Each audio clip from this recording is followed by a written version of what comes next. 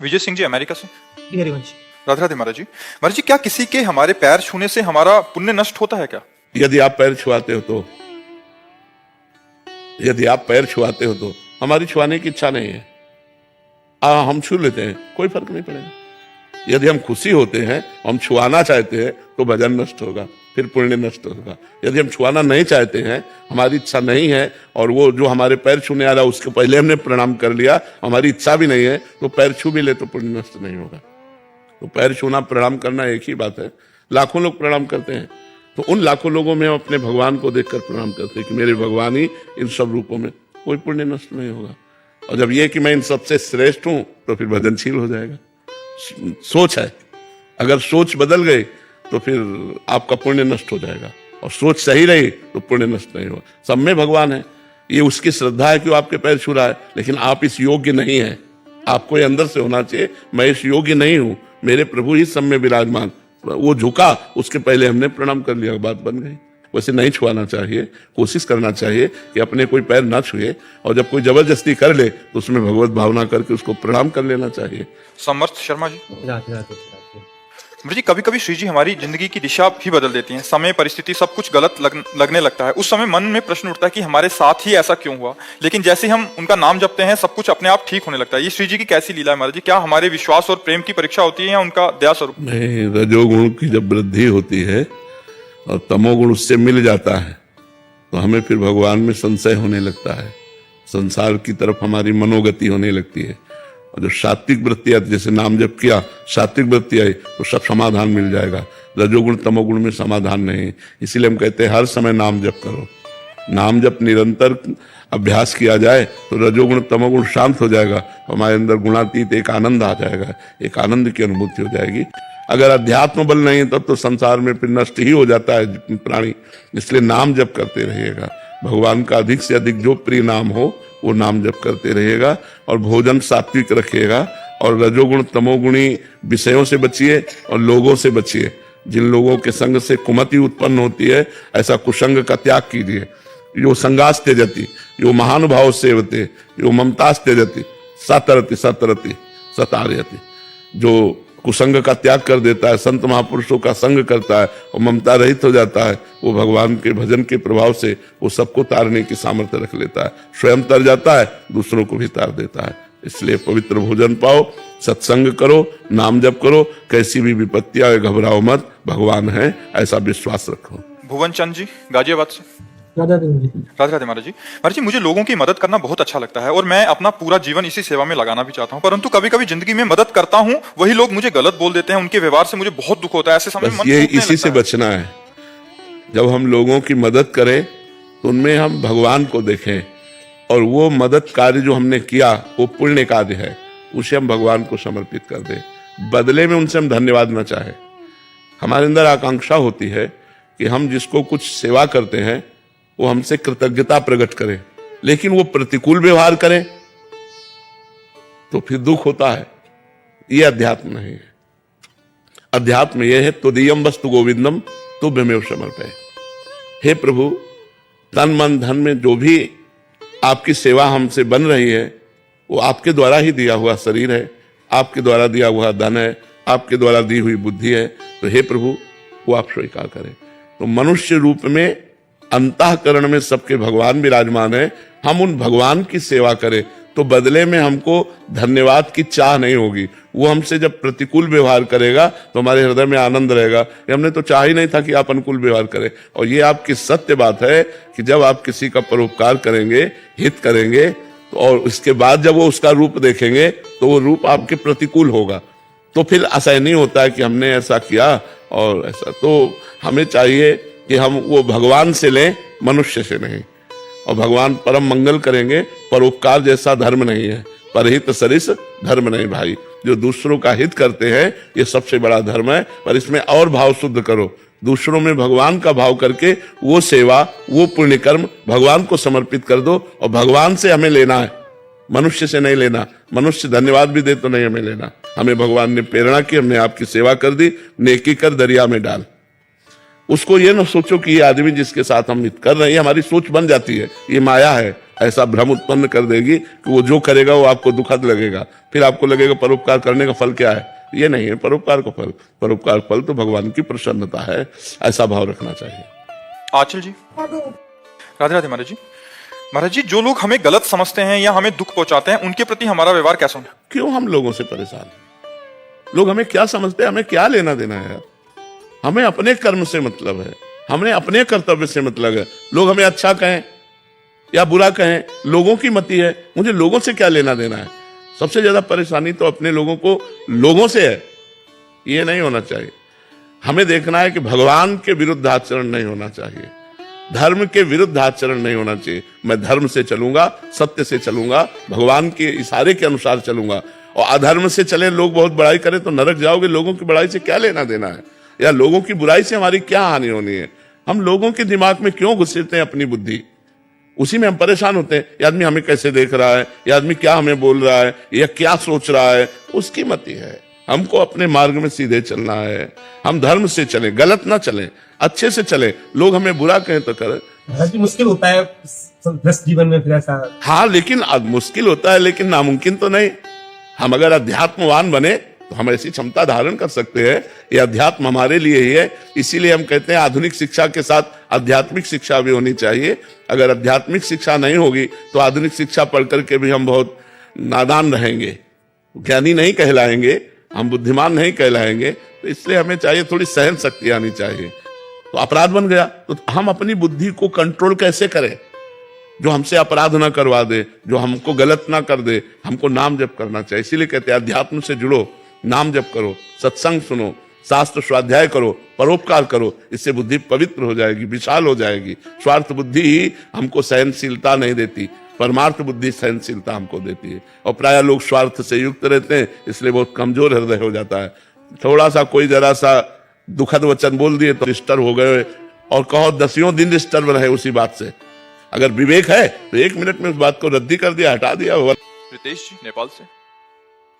राधे राधे महाराज जी। महाराज जी, जो लोग साधना मार्ग पर चलते हैं उन लोगों को ब्रह्म की अनुभूति होती है, और जो लोग भक्ति मार्ग पर चलते हैं उन लोगों को श्री कृष्ण जी की प्राप्ति होती है। तो क्या ब्रह्म और श्री कृष्ण एक ही बात है? भावना अलग है।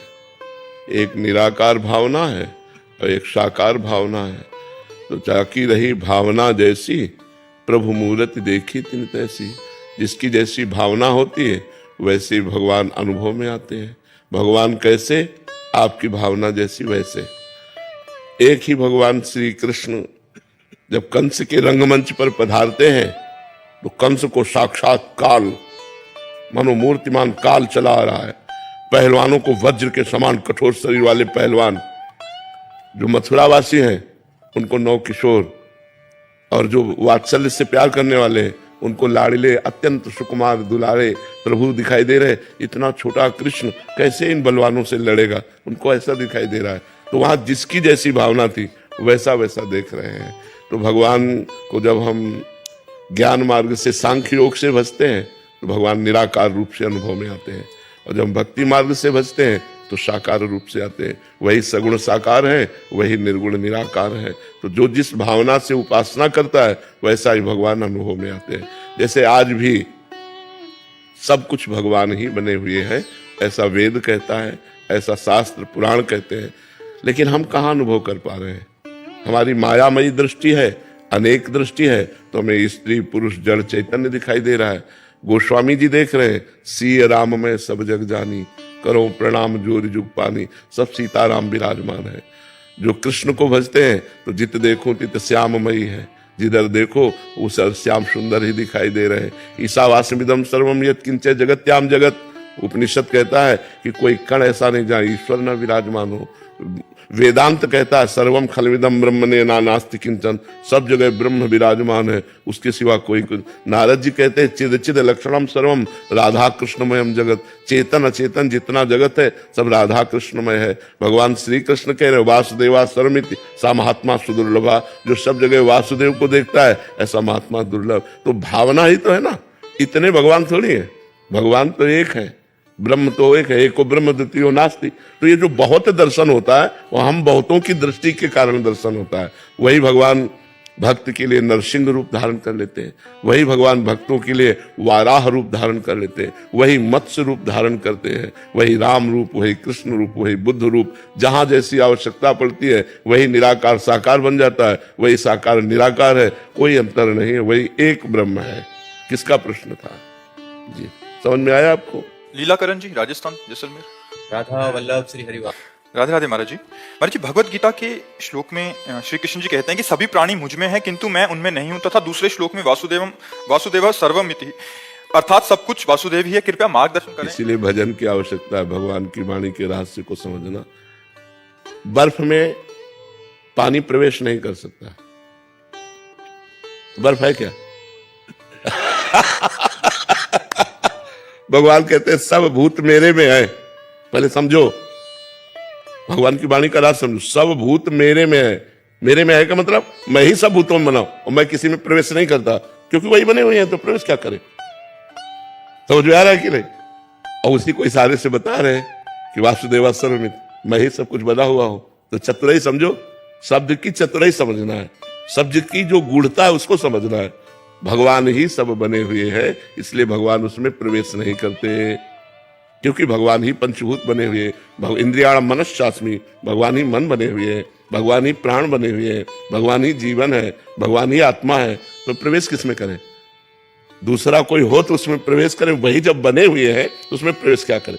अपने आप में प्रवेश करना है, तो वो तो उस विराजमान है, इसीलिए करें मैं किसी भूतों में प्रवेश नहीं करता, क्योंकि मैं ही भूत बना हूं, पंचभूत मैं ही बना हुआ हूं, वही बने हुए। शास्त्रों का स्वाध्याय करो और भजन करो, तो बुद्धि का विकास होगा और उसमें ज्ञान होगा, तब ये बातें समझ पाओगे। अजीत जी, देवरिया। राधे राधे। राधे राधे महाराज जी। महाराज जी, गुरु किसे माने? उसे जो अध्यात्म की ओर ले जाने के संबंधित ज्ञान दे, उसे जो हमारी व्यस्तम दिनचर्या को, जरूरतों को, लक्ष्य की प्राप्ति हेतु जो हमें गुरु का सिर्फ अर्थ है, गुरु का सिर्फ अर्थ है अज्ञान तिमिरांधस्य ज्ञानांजन शलाकया चक्षुरुन्मीलितम तस्मै श्री गुरुवे नमः। जो हमारे अज्ञान का नाश कर दे, गु माने अंधकार, रु माने प्रकाश, जो हमारे अज्ञान अंधकार का नाश करके ज्ञान प्रकाशित करके ब्रह्म से मिला दे, वही गुरु। और फिर तो ऐसे शिक्षा गुरु, दीक्षा गुरु, और जो हमें सही बात बता दे, उस सब में गुरु बैठा हुआ है। लेकिन गुरु का सही अर्थ है संपूर्ण अज्ञान का नाश करा करके जो ज्ञान स्वरूप परमात्मा से मिला दे, वही हमारा गुरु है। और वो सिर्फ भगवान है, दूसरा कोई है नहीं। भगवान ही मनुष्य रूप में, संत रूप में, सदगुरु रूप में विराजमान होकर के हमारा कल्याण करते हैं, दूसरा कोई नहीं। जो गुरु को व्यक्ति समझता है उसका कभी कल्याण हो ही नहीं सकता। गुरु साक्षात परब्रह्म तस्मै श्री गुरुवे नमः।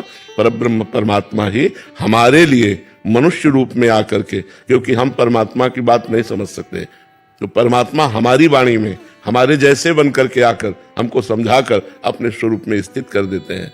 जो हमें अज्ञान से हटाकर परमात्मा में स्थित कर दे, उसे ही गुरु कहते हैं। और तो हारमोनियम बजाने वाला भी गुरु होगा, अगर हारमोनियम सीखना है, ढोलक बजाने वाला भी गुरु होगा। बस सही गुरु का अर्थ है जो गुरुदेव अज्ञान से हटाकर भगवान की प्राप्ति करा दे, वही गुरुदेव। भावना शर्मा जी, शेरवंश महाराज जी। महाराज जी, हम आपके शरणागत हैं। गुरुदेव भगवान, गृहस्थी में कुछ ऐसे व्रत होते हैं जैसे करवा चौथ, गणगौर, दशा माता जी और बहुत से व्रत जो किए जाते हैं, ऐसा कहते हैं कि करने के बाद छोड़ नहीं सकते। पर गुरुदेव, हम आपके शरणागत हैं, हम इन व्रतों में रुचि नहीं रहेगी महाराज जी। क्या हम अभी केवल और केवल श्री जी अगर कोई करे तो उनको भगवान को समर्पित कर दे, और जैसे अपने अष्टयाम सेवा श्री जी की है, फिर अब कोई करने की जरूरत है नहीं।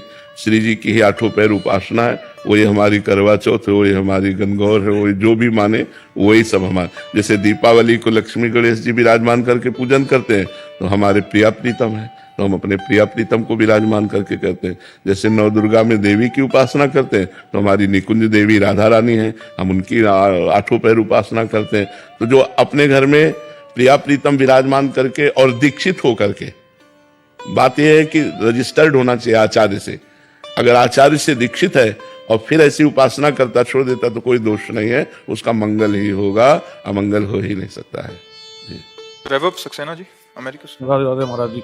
राधे राधे महाराज जी। महाराज जी, आज के समय में जब जीवन व्यस्त और भटकाव भरा है, तब हम अपने जीवन में भक्ति को कैसे दृढ़ कर सकते हैं? नाम जप के द्वारा। कुछ कर सको या ना कर सको, नाम जप तो कर सकते हो ना।